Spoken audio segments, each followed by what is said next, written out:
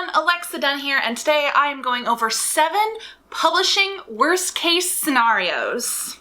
These are things that can and do happen to you in traditional publishing that seem and feel like the end of the world, but I promise you that they're not.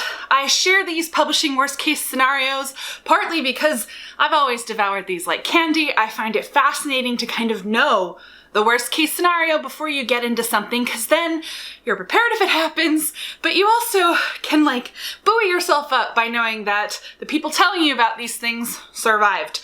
I think it's good to be prepared for the worst case scenario, and then honestly, when they don't happen to you, you're more grateful for not experiencing the worst case scenario. And this is part of just being more transparent about the publishing industry and openly discussing some of the pitfalls and things that can happen. I think there's kind of a sunshine and rainbows mythos that once you get a literary agent, it's all smooth sailing from there. You've made it, you're going to be an author forever, and nothing bad will ever happen to you again. But no, some really stressful things can definitely happen to you post getting an agent. And so these are some of the things I'm going to share with you today. So the first worst case scenario is having to leave your agent, whether it means that you've been fired by your agent or having to fire your agent. This is one that I've shared before on my channel. I've spoken really openly about amicably parting ways with my first agent and having to find another agent before selling a book. And I've also shared tons of practical advice on the red flags to look for when you might want to leave your agent, the practical steps you have to take if you decide to leave your agent, and I will link to all of those down below. What I want to share about this topic is to just let you know that it is more common than you think it is. So much of finding an agent and sticking with an agent over the long term, it's like chemistry. There's a lot that goes into finding the right fit for an agent. I have a whole video on that as well, because it is a business relationship. And agenting relationships can also be just like romantic relationships in the sense that not every romantic relationship is forever. Even when it's a good relationship, sometimes things just change and shift, and there comes a time to end things and move on. And that can happen with agenting relationships as well. Sometimes it's more dramatic, and I do know of people who have been fired by their agents. It's rough. I'm not going to lie and pretend that it's not rough. Honestly, it's rough when you are the one making the decision. You feel guilty and terrible. You question everything that ever happened. You question, were you garbage to begin with? Did they make a mistake in signing you? Are you being too harsh? Are you being delusional? Like, did they set out to trick you if things weren't good? If they fired you, like, have they replaced you? There's a roller coaster of emotions that go on. And so what I want to share about this worst case scenario is it happens to more people than you think it does. And if you find yourself in this situation, reach out to other people who have been in the same situation. There are those like me who are out there. There are plenty of others who have been pretty transparent about leaving an agenting relationship and finding another one, and just talk to them so you feel less alone. You can also get practical tips on what to actually do in the situation, or watch my videos.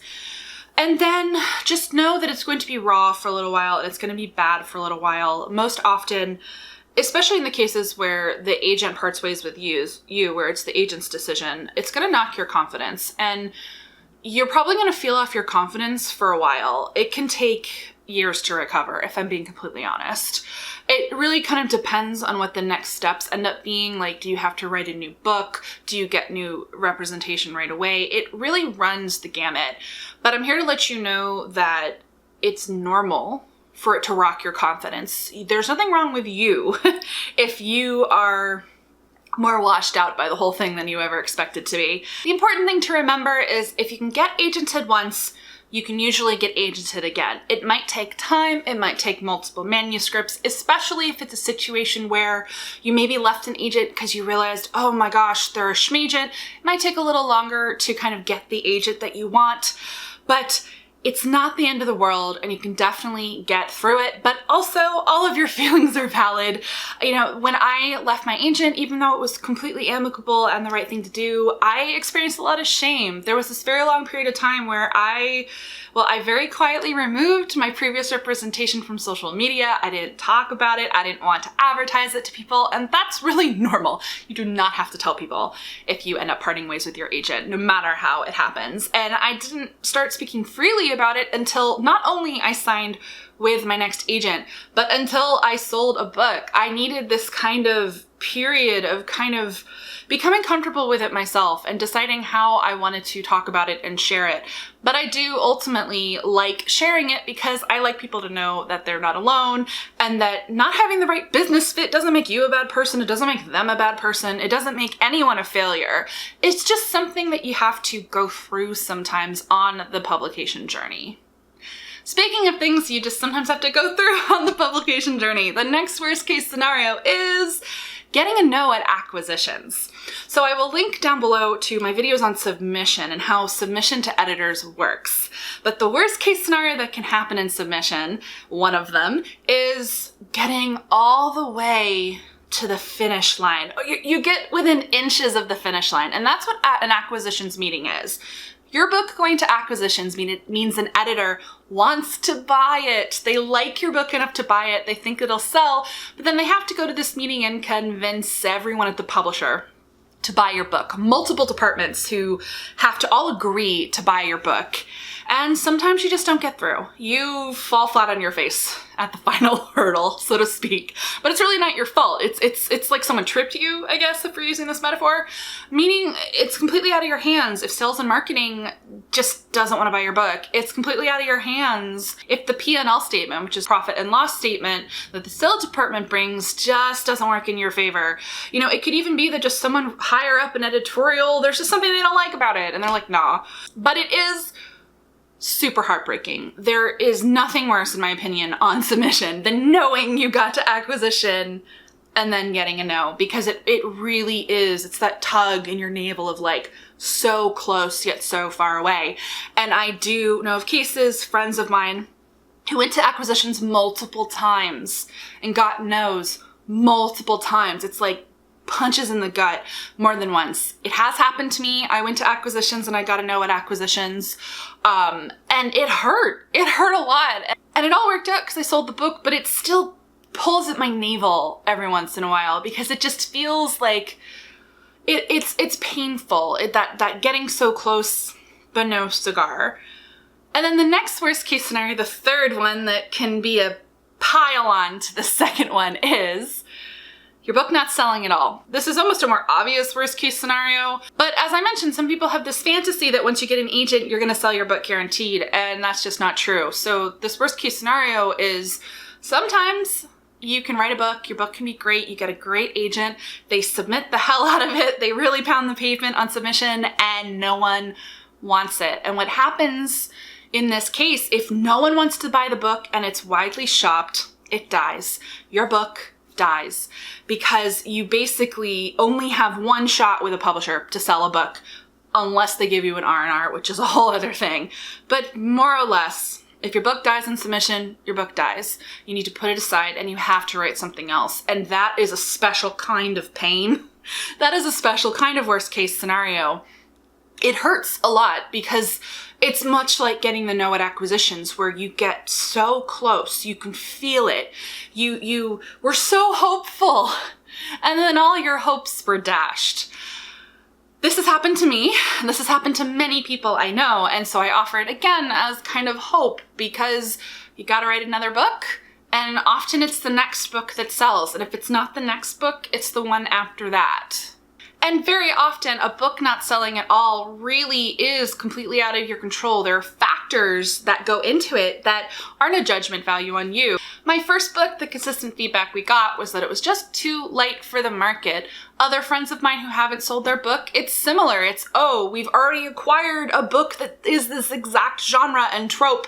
We just can't buy another one. And enough publishers say that, and a book can just be couched out of the market, cornered out of the market. There are all sorts of reasons that great books don't sell. But let's move on to the happy day where your book sells. You sell a book. The rest of my worst case scenarios are all things that can happen to you after you get a book deal, because it is not smooth sailing or all happy days once you get a book deal. Everything is hard. So the first worst case scenario post book deal is Barnes & Noble not picking up your book. This is one that a ton of people don't know about. I didn't know that this was a potential worst case scenario until I was deeper in the industry, and this one is really shocking to a lot of people. I think, again, it's this assumed given that, oh, I got an agent, I sold my book to a great publisher, I'm gonna be in bookstores. And overwhelmingly in the United States, bookstores means Barnes & Noble because it is the one conglomerate chain left. There are, of course, other bookstores, but Barnes & Noble is the big dominant one. And to that end, Barnes & Noble has a lot of control. They have a lot of power. And there are individuals at Barnes & Noble who make decisions on whether or not to stock any given book.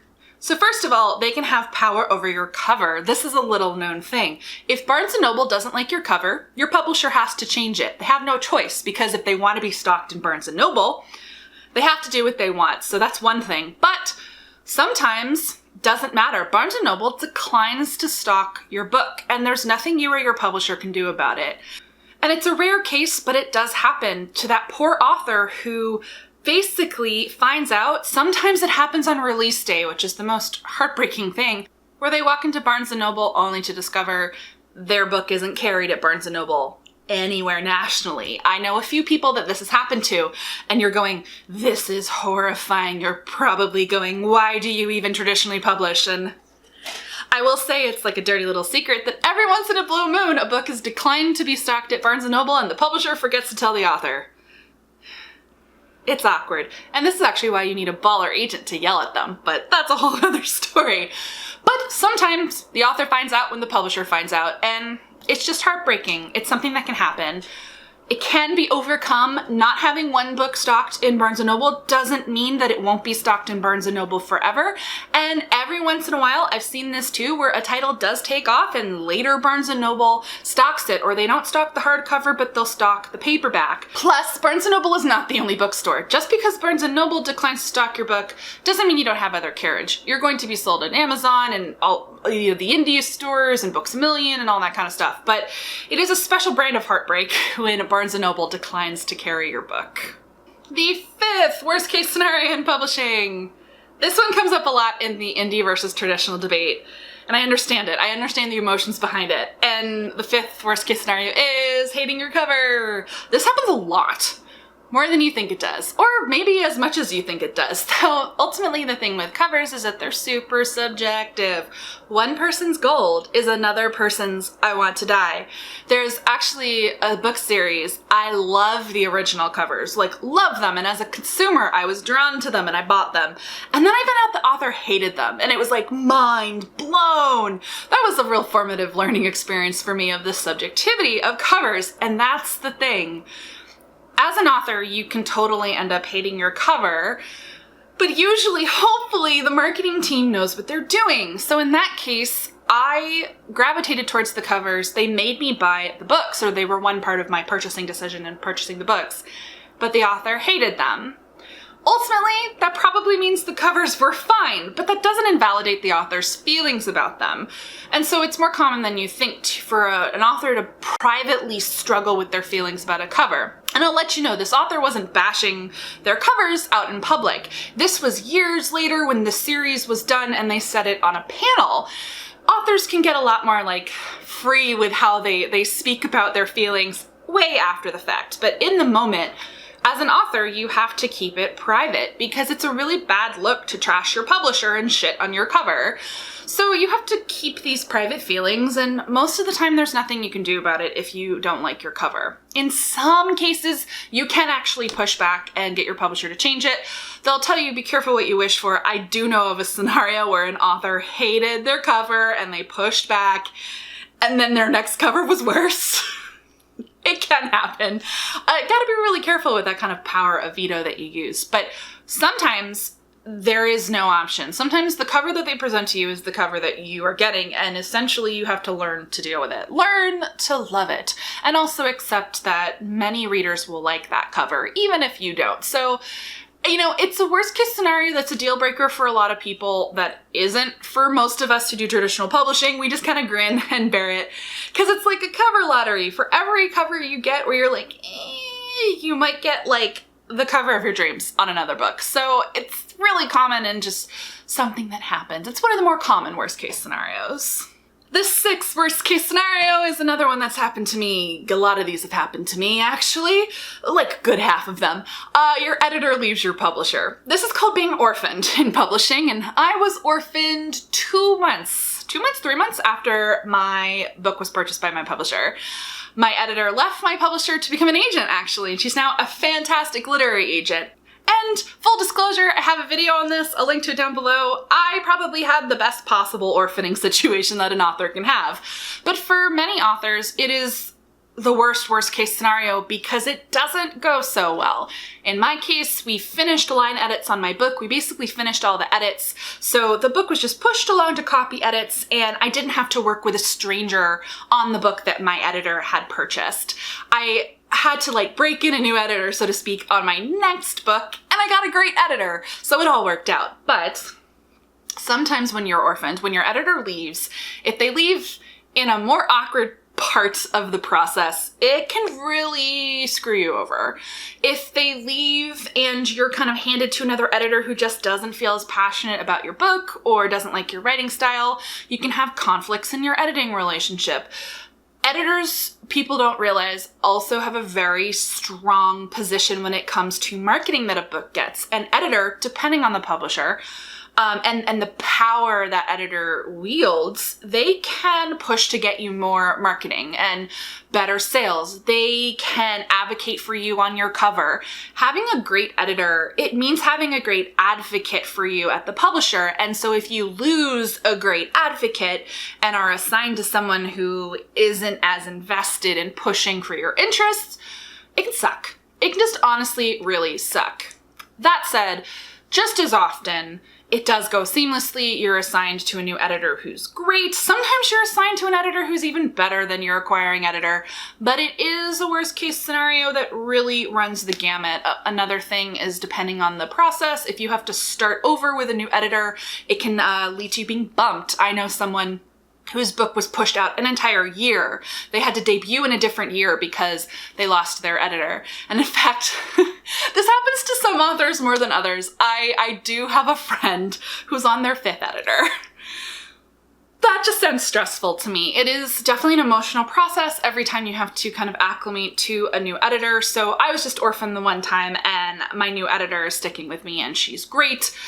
But yeah, this is a worst case scenario that's more common than you think it is, just because it's very common in the publishing industry that in order to progress in your career and have job growth, career growth, you have to jump to another publishing company in order to ascend the ladder, so to speak. Usually if you stay within a publishing company, it's slower growth, lateral moves. It's very similar in a lot of fields. That's why so many editors move around. But it's devastating when it happens to you, and it's definitely one of those worst case scenarios that is fairly common, but not a lot of people talk about. Just kind of deep breaths and be prepared for it just in case. And the 7th and final worst case scenario, this one's really tough. I say this so you're prepared. And that is, your publisher declines to buy your next book. So when you sell a book, when you get a book deal, it's going to be for 1 book, or 2 books, or 3 books, usually not more than that for a first book deal. Most common now is a 1 or a 2 book deal rather than 3s, because publishers don't buy as many trilogies anymore. But essentially, once you have completed the terms of that contract and delivered the number of books in the contract, you have what is called an option. It's a first look at your next project, and sometimes the options are very limited, meaning it limits them only to your next YA fantasy, or if they are an adult publisher, it's just your next adult project. That's basically to enable you to write in other categories and/or genres and shop them other places. But they get a first look at your next book. And so you're going to do a proposal to your publisher for what you want to write next, and you want them to buy it. And sometimes they say no. And it's tough. So again, a huge part of this is dispelling the notion that once you get a book deal or get an agent, you're all set and everything's smooth sailing forever. And this one is particularly painful because once you sold your first book deal, it's not automatic that you're going to get another book deal. And that's where kind of the terror of this worst case scenario comes from, because the publisher usually most likely to purchase another book from you is your current publisher. So sometimes they decline. There are all sorts of reasons that they decline. It could be that the editor just isn't pinging with your idea. It could be that your books didn't sell enough and they just don't care to continue to invest in you as a writer. This is where the video gets really dark. Most of these worst case scenarios have silver linings and positive stories, but this one can go either way. So I'll tell you, you can definitely overcome your publisher declining to purchase your next book. Usually what happens is you then have to write the book that you had proposed. Some agents are comfortable submitting on proposal, and others really prefer that their clients write entire novels.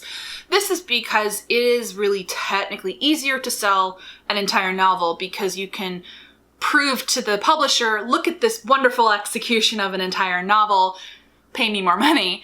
But it is possible to sell on proposal in some cases. So usually you'll write the book and then your agent will put you on submission just like they did the first time to other publishers. So you basically just have to go back out in the submission trenches, and it's stressful, but it is not the end of the world. Plenty of authors have had their option turned down at their publisher and they just sold the book to another publisher.